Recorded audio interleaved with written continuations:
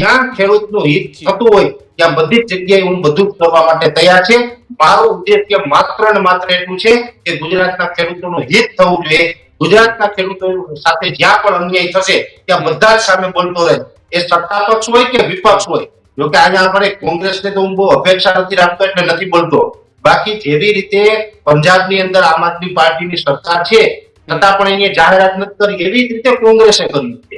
કોંગ્રેસની પણ ઘણા રાજ્યોમાં છે ને સત્તા, કોંગ્રેસ પણ સરકાર ચલાવે છે ને, તો કોંગ્રેસમાં આજ દિવસ સુધી એવું નથી બોલી કે અમે અમારા રાજ્ય તરફથી આ ગુજરાતના ખેડૂતને એટલી મદદ કરીએ.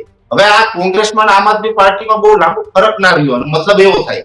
અને ભાજપ તો ઓલરેડી મારી દ્રષ્ટિએ ખેડૂતના હિતમાં કામ કરતી જ નથી. એટલે આ ત્રણેય અત્યારે મારી દ્રષ્ટિએ સરખી છે, એક લાઈનમાં અત્યારે ત્રણેય બેઠી છે.